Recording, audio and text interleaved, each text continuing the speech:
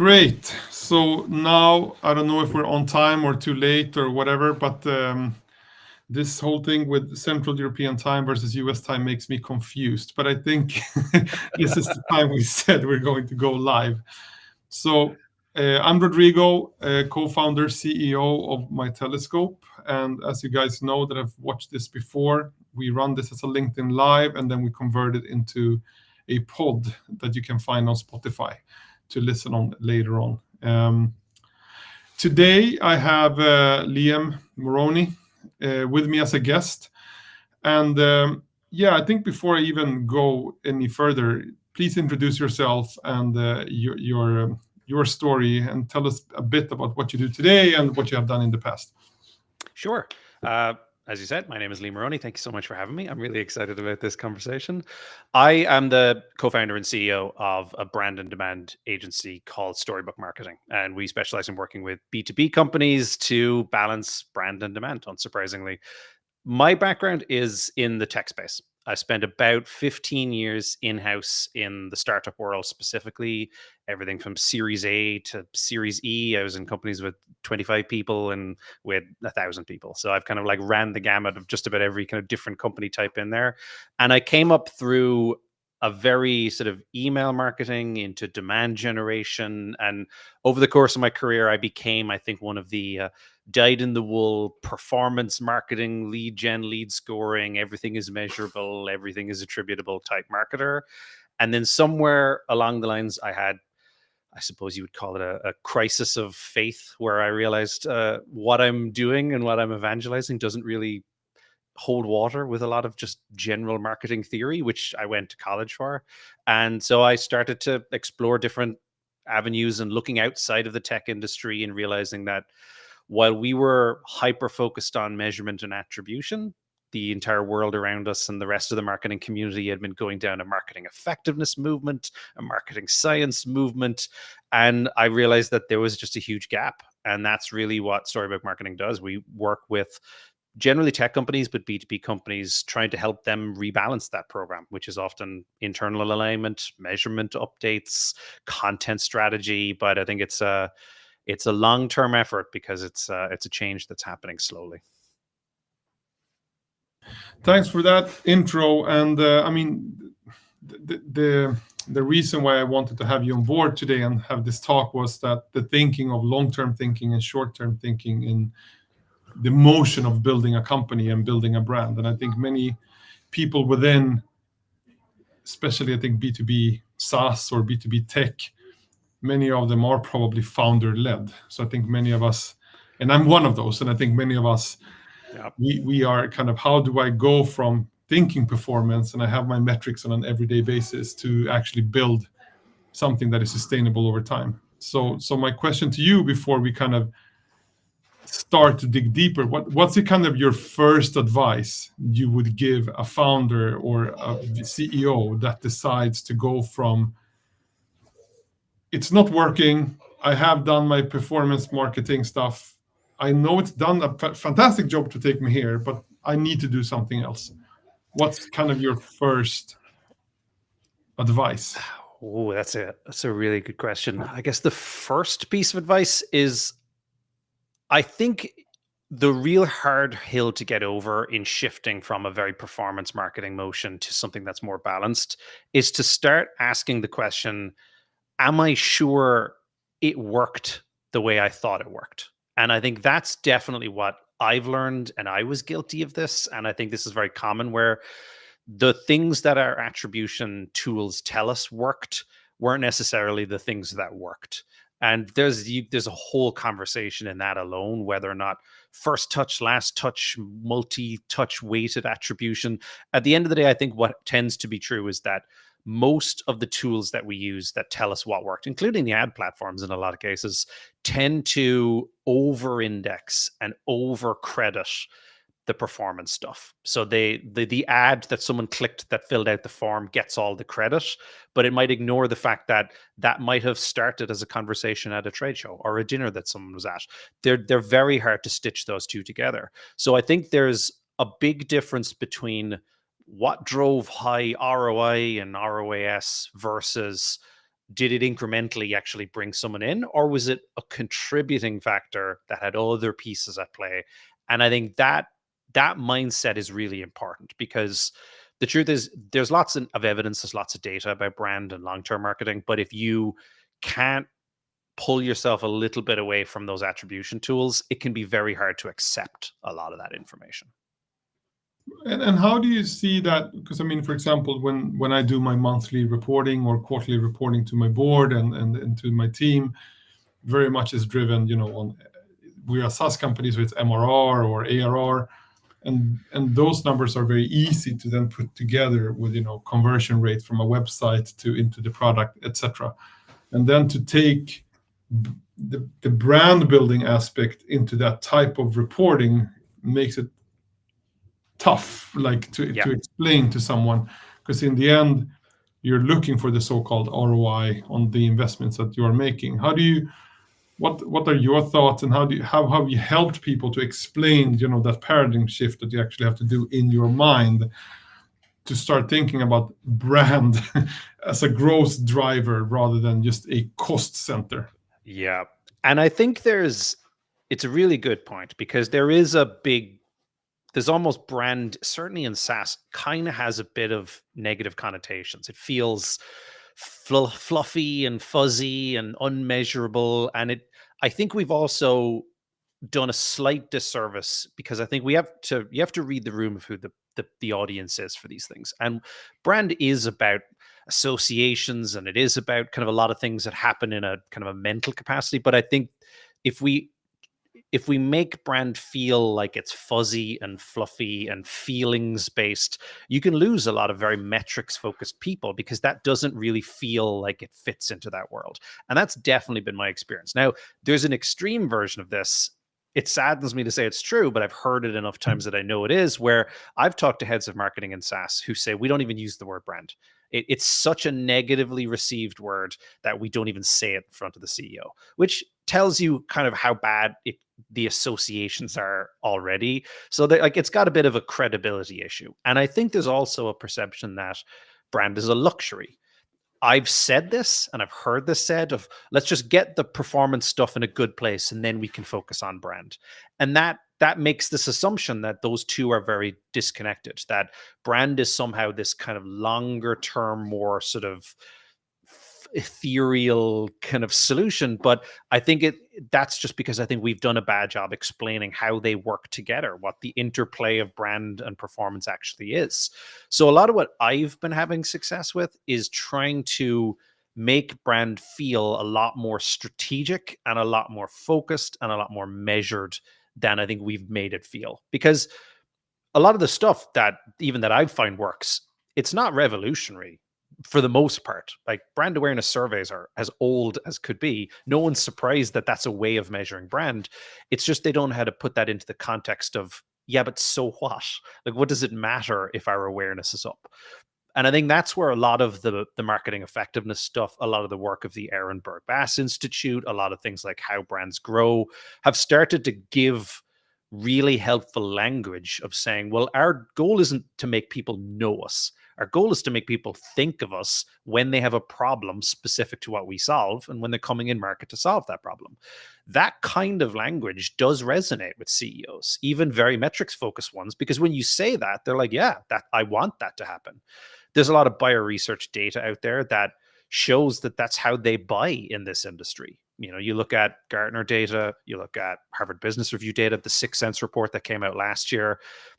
80% of the time, they're buying from a brand that they already knew before they decided to come in market and buy anything, which means that being in that consideration set is strategically important. And when you start to frame it in this language, I think it starts to get a lot more of an open mind, where the next question that I generally hear when you start saying this from CEOs, CFOs is, okay, I buy that. How can I measure that that's actually working? And that's the second and truthfully harder part of it.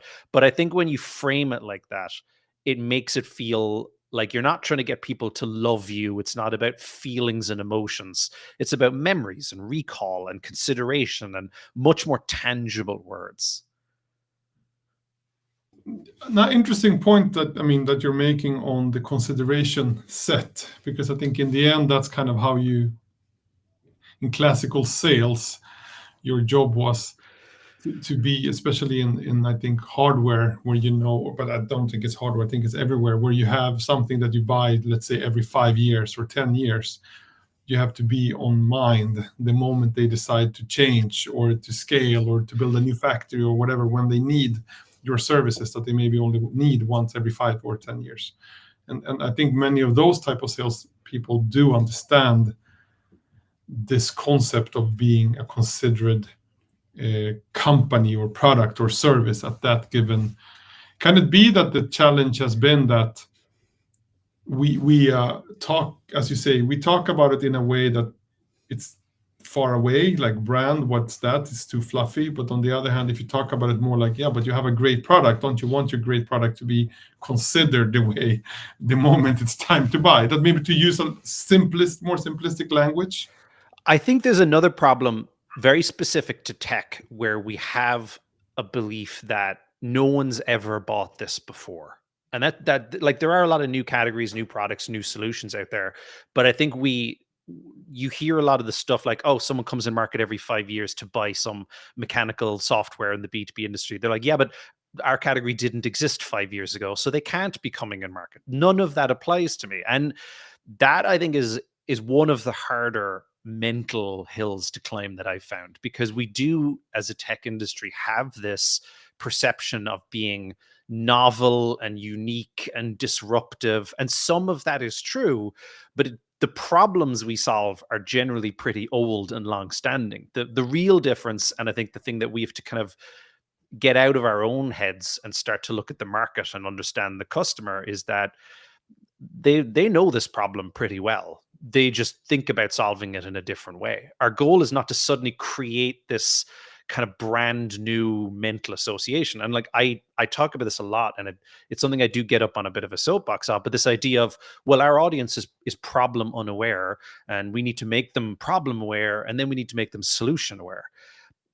People are aware of their problems a lot more than brands are aware. But they don't need brands to educate people about what sucks. Like, they're well aware of what sucks.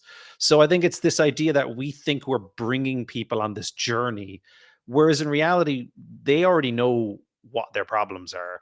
Our job is to get into their minds and be associated to the problem. And we're very company centric. And I think we have to be very problem centric and realize that, yeah, we might be a novel solution, but the sad truth is a lot of tech is a solution that is searching for a problem, and we have to identify the problems and be associated with them.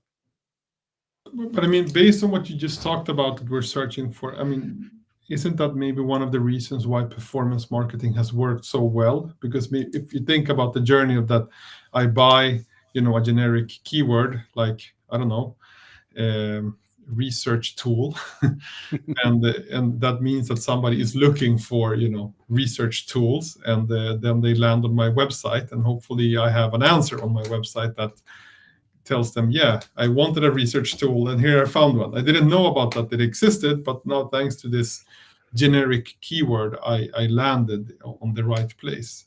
So all of a sudden, I don't need to be known because they picked me. And I'm not saying that's right. I'm just saying, but No, based on no, what you're saying, that's maybe the reason why also performance marketing has, because you can match like a need, you buy that, and you buy that conversion, and hopefully enough people then convert to put in their credit card or whatever. And I think that's a very common argument, and I hear that a lot. And I think there's a couple of problems with it, because I think firstly, it's this assumption of a very linear journey that people go on. And we are very guilty of this in marketing, where, exactly like you said, I have a problem. I'm going to go to Google. I'm going to search for the thing. And there's a load of assumptions in that. Do they know what specific thing they're searching for? What if they think their solution is something called a totally different name to the one that you're coming up against? There's so many variables that can make that process break down. But for argument's sake, let's assume that there is a use case where people are not aware of the solutions when they have a specific problem. And that does happen. Like, SEO is definitely a starting point for some audiences, but I think you have to understand how people go about solving problems to know if that's true. Because it gets less and less true as you get more and more expensive of a solution. Like, I think if I have a very sudden problem and it comes up and it's very acute and it happens today, and I like something breaks on my computer, sure, I'll go to Google and I'll say like, I'm trying to solve this problem, or maybe I'll go to ChatGPT or whatever it happens to be. And I think there is definitely that use case, but I think the question that I always ask is, does that feel like the way your buyers would buy something that costs $50,000 per year? Probably not. And even if it did, there's also just a lot of prior awareness that they've received. And search results are actually a really interesting one. I was talking about this with a friend of mine last week. And there's been lots of evidence, and I've seen this in data, and so had he, where when you run brand awareness campaigns, even the people who appear above you in a search result, you stand out more than them because you're familiar. And this, I think, is the big thing that we have to kind of remember. It's not about being in the third place of the page of Google. It's about already being known in their head, because what tends to happen is, even in a search results page, you're going to gravitate towards the names you know. And so being aware and being familiar with someone helps you a lot more. I think we assume people go on this very cold start. I have a problem. I have no idea who solves this problem. Let me go to Google, hear all the people that solve it. Which one did a better job of convincing me? That's who I buy. That's not really how people buy. It just truly isn't. And based on this, I mean, the theme of this today talk was thinking long and short. And sometimes I think also the challenge might be that the long-term thinking for many people might be like, yeah, but I'm not gonna. We talked about this before this call. Like, no, but I'm not gonna be in this for the long game. I'm building this, and then I'm gonna sell my company, and then I'm gonna move on to my next venture. What is then long-term, if you know what I mean? Like, it's like, when is it? Because that's your mindset, but of course, when do you kind of, what is then long-term versus short-term? How do you It's talk about it? it's a kind of a weird problem that's very VC tech specific that nobody else has to deal with. And I think it also isn't as true as it once was, because the whole idea, like you said, there were a lot of founders got into starting a company with the goal of selling that company as quickly as possible. And profitability didn't matter, and unit economics didn't matter. Growth mattered, and top line revenue mattered, and valuation mattered. And then you sell it to Adobe, and then it's their problem to figure out how to make that profitable. That world is, for the most part, gone. And I also think that the ability to act short term only was a luxury that you only had if you had very deep pockets and a very, like, and the irony here is, a long window in which to be inefficient. Like, most of these companies, 5 years of making no profit, that's pretty long term if you really think about it. Turning a profit on day one, like, I work in a service business, I run on cash, I had to make profit immediately. I did not have a giant nest egg or a VC back to try and like fund the business. So it has to be profitable. And I think the more that world is becoming truer, because VC funding is harder to get right now if you're not an AI company, it is, you have to start thinking a bit more efficiently. So I think even what we think is, oh, well, I'll just focus on short-term stuff, you need to have long-term funding in order to be able to act so irresponsibly short-term. And so I think that the other piece of it that I think is worth saying is that I think, while I love the term, the long and the short of it, I love the book. I'm very like, it's genuinely probably one of my most read marketing books of all time. I think by saying long term, that makes people think I won't feel the benefits of it for a very long time. And that I think sells it short, ironically. No pun intended. But I think and what I mean by that is, short-term stuff will cap out very quickly. It hits diminishing returns very, very fast. And if it's not being supported by awareness in the market, it's not going to work. And we also know that brand awareness efforts, what we consider long-term marketing, does also work in the short term. It makes short-term metrics better. So it's not really this delayed gratification idea. I think it's more about an ongoing deep long-term investment into an asset that's going to increase in value over time, as opposed to just short-term things that diminish very, very quickly and become very efficient very quickly. Can it also be, and this is just like an open question, like, for example, if you are in the tech, on the tech side of it, I mean, a lot of your investment has gone to building the product and making the product as good as it can be, and hopefully it's that good that it creates viral effects or whatever, So the money you have left, maybe, because it's like in comparison to the money you're investing in the product, then to communicate is not as much. So you're kind of looking for, because you've invested maybe a couple of years of building your product, and now what you want to do is like just get it out there and get a lot of people to buy your product. And even if you've been in business for a while, the mentality of the business is still like the product is what you do long term, and then communication is something that needs to perform short term. But they don't think about them, like what holds it together might be the brand, because of course product is part of the brand. So Yeah, and I think I want to be as nice as in how I say this. don't be That's nice. that's that's that's very rational and completely false. Because this idea that if I build the product, it will sell itself, it's generally not true. Like, okay, there are some examples, and everyone knows the Dropbox example, everyone knows the virality, the network effects, like the PLG motion. I think that's a big part of it. And like in most cases, if you're a sales-led growth company, if you are a relatively high-priced consideration purchase, that world does not really exist for you. It's just not how it works. The reality is when you start to look at the rules of how the world works, that thinking falls apart very, very quickly. For example, you can't sell a product, especially a considered one that's expensive, to people who've never heard of you. They simply won't buy it. Reputation matters, and people don't buy expensive products they've never heard of in any category. Very few people will go out and buy a car that nobody in their friends circle, family circle has ever heard of. That's no matter what they've seen in a catalog, because social dynamics matter. And if you're in a buying committee, like if I wanted to buy a car that I got sold on because I saw an Instagram ad, it's not going to happen, but imagine it did. And then I suddenly went to my wife and went, we're going to buy this car. She's like, I've never heard of this. She's my buying group. And the answer is no. Same thing plays out in B2B. Nobody buys brands they've never heard of. It's very risky. And so risk is mitigated by brand. That's an important piece. It's a cost of doing business in B2B, in the exact same way that if you're an established tech company, at some point you have to be in the Gartner quadrant and you have to be in the Forrester wave. That's a cost of entry. But most CEOs know that that's a cost of entry, and they may not like the price tag that comes along with it, but they will pay it. Brand is the cost of entry to being bought, especially if you want to go up market in any capacity. And then there's the other part of it, which is that, to your point of the like, let's build the product, now let's market the product.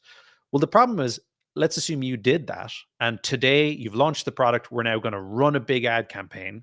Well, we know from the 95/5 rule that only about 5% of your potential market is even in market to buy something like this today, which means that the vast majority of them, even if you served a really good ad today, may not be in a position to buy it for months, quarters, or years from now. So the reality is that the best time to have been marketing your product was, ironically, before your product was ready to launch to market. So brand comes before product. It's not the marketing is now the thing we're going to start doing, because it's the slowest to develop. So how now? So let's play with the idea. Our audience have bought into the idea that let's build a brand. They understand that it's a cost of going to market, and they can now tell their CEO or their board that, you know what, guys, if we're gonna do this in a good way, we need to be considered and trusted so that people actually dare to even put us on their consideration list. How would you then go about to measure this to know that you're actually on the right path of doing what we just said? Like, okay, we're going to be part of the consideration list. Where do you start? Yeah. So I'm going to assume that we've done the research and we know like when people buy this, where people buy this, and we have the information. It's about how do we market and measure it. What I found works really well is make it feel like there's something operational in place, because what you don't want to do is bury it somewhere into, and we'll see the ROI in 6 months, 12 months. That's just never going to work. It never works. What I think helps is, and I think this has always been my opinion, you have a separate strategy for brand and a separate strategy for demand gen activation, whatever you want to call it. And they're measured differently, they're funded differently, because the risk is that you don't want to have that funding be cannibalized into the demand gen. It always does. That's what tends to happen. So you have a separate motion. And from there, it's about, well, what does it look like if we understand and we've all bought into the fact that more people knowing us and more people considering us is going to have a long-term effect on all of these performance metrics. Well, what does that look like? And there's some starting points. And, classic survey data is probably one of the best and easiest places to begin. I think we think of it as very expensive, but like I always ask the question, if you don't know where you're starting from, how can you possibly know that you've made any progress? And a lot of what we do in tech is we often make an assumption about what our brand awareness is. And we usually do it based on conversations the founder has had at sales conferences or what we hear in the sales process. And that's just not really a good sample size. It would be much better to ask a pretty decent clip of your market. Have you heard of this brand? When you think of this category, which brands come to mind? And if nothing else, you can do that for, realistically, 5, 10K. You do not need to spend a huge amount of money on this. But what it gives you is your baseline. The other piece alongside that then, and obviously over time, it's, if you can, if budget allows, do periodic checks in that and see if it does. It's also helpful to think of it in more strategic terms. And it's not just about, have you heard of us, but going down the more Ehrenberg Bass Institute category entry points mapping of, well, when you're coming to market for these problems, who comes to mind? And at least then you start to get a picture where you can come to the table and say, turns out that they think of us for these things, but those features, they didn't even know we did them. And now at least you've got a place to go. And over the course of quarters and years, you can measure that. That's one, and that's probably not terribly surprising to any. The other piece that I found is really impactful, and this depends on stage of company, of course, but it's share of search. I think share of search is incredibly helpful because it's not subjective. It's just measurement. But I think when you frame it, especially in B2B, and obviously I don't need to tell you this, but the narrative that I find goes really well with this is, it's one thing to know, do people know who we are? But there's no better measure for, are we actually starting to come to mind in a tangible way than are they actively searching? Because if someone is searching for your brand, like, there's nowhere that comes from but their brain. They're making a very specific action. And it's also a blind spot that I think we don't have, or we do have, I should say, as an industry. So I was talking to a CMO yesterday, and she was saying, hey, for brand measurement, we measure direct traffic to the website. And I said, okay, but how do you know that that's all brand? That could just be, like lost UTMs. That could be any number of things. And I said, even if you were checking organic search to the website, you're still not getting it as a picture, because let's say your branded search is gone up 10% quarter over quarter to the website. That sounds great. Everybody's cheering. What if your category was growing 20% quarter over quarter? You might be losing search as the market is actually growing. The numbers might be going down, and you might be thinking you've been doing something wrong. Maybe it's the category, maybe it's the economic conditions. So I think things like branded search give you this really good picture.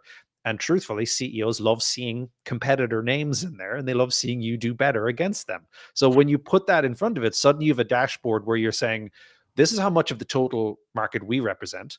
They're going down, we're going up, we're stealing some of their lunch. Everybody gets on board with it. And it gives you something to be able to baseline against that can change. Now, you have to know how to spot all of the spikes and the false signals and the temporary things, but on balance, it becomes a real measure that you can actually track. And what do you say to them? Because we've been working now with the concept of share of search for a while, and after a while, one of the biggest questions we normally get is that it doesn't work for my category. Like it only works for consumer goods, or it only works for that type of products, but not for me. Nobody will, people don't search for this, or the volumes are too low, etc. What do you say to them as an answer for how to think about it? Yeah, I've been running this for a number of companies for a while, and that point of view is every bit as wrong as, no one's ever bought this before. People search brand names as a way of getting to your website because something triggered something in them. There's a number of reasons people search them up. I think the mistake to make is that people aren't searching your brand to come and buy you. It's not a consumer action. They're searching your brand because something triggered them to think about you, and they're now acting on that to evaluate you, check on you, see who you are, check deeper on something that you've said, whatever the reason might be. There's no more explicit action than you being top of mind than someone acting on that top of mind thinking. So I think it's not about people don't search a brand. Everybody searches brands because, frankly, in a lot of cases, I think there was actually data came out about this last week from, I think it was Ahrefs, and I know SparkToro's data has matched this. About 50% of all searches in Google and Bing are brand searches. People use Google as a navigational tool to get to a website. So, like, the question is, do people come to your website? If the answer is yes, then they probably do it large part through a Google search, because sometimes that's just easier. Because especially in tech, we always have names that could easily be a .com, .io, whatever it might be. So sometimes it's just easier to search it. And I think, I mean, now also with the different chatbots that are happening out there, I think it's going to be brand will become even more important, because that familiarity of the bot will give you a recommendation on what to look like based on your question. So I think brands will 100%. become even more important than before. It's always been important, but I think we could kind of play that it wasn't. But I think now it's kind of coming up to life again. And I think brand will become even more important because there's going to be just a massive explosion of SaaS tools out there, because it's now easier. The barrier to creating something is smaller than it ever was. So now, you look around and there might be 25 solutions where 5 years ago there were 5. As a buyer, the best way you're going to be able to sift through the noise is by looking for brands you've heard of and that other people have heard of. Brand is always going to be the great de-risker in services and tools. Liam, I normally try to run this for like half an hour, because I know that after that it's going to make it so hard for me to cut it down into a pod. It's a pure selfish play. I respect it. But also I learned that for myself, at least after a while, I stopped focusing. So to the audience and to people that, if they want to find you, they have questions, or where do they find you, and what would you recommend them to read now, especially when we're going into an era where brands will become probably one of the most important metrics, I think, in business? Yeah, it's a great question. I post a lot on LinkedIn. I'm always there. I'm chronically online. So if you go on LinkedIn, search me up, you will find me. I would be delighted to be connected. I'll say the same thing I say in my own content. The marketing fundamentals have always been relevant, and I would argue they're more relevant now than ever, especially if you've never read them. Even some of the more recent stuff, The Long and the Short of It by Field and Bennett, incredible book. Now, it's dense. There's a lot of technical stuff in there, but it is phenomenally interesting. Books like How Brands Grow, and frankly, anything that really is true marketing fundamentals, like Kotler and Keller, if you really can go down the path. I enjoy those books. You may not. There's great courses out there like Mark Ritson's Mini MBA. I think those who are armed with a genuine knowledge of how marketing works, how people buy, you have an advantage that most other people don't, because I think we have a major education gap in tech.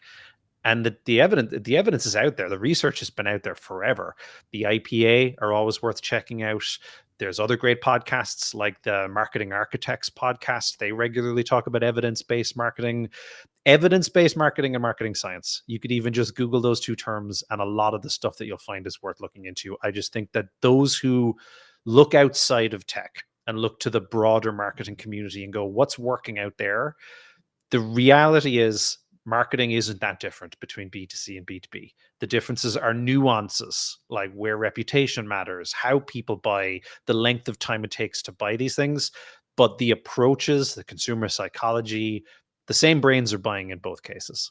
If you understand how human brains work, you understand how B2C works, you understand how B2B works. It's all the same stuff. Liam, with that said, thank you so much for joining me today. I really appreciate it. And in the end, I think I would conclude that to say it's not about the long and the short, it's just about the smart of it. So I love that. have a nice one. Thanks.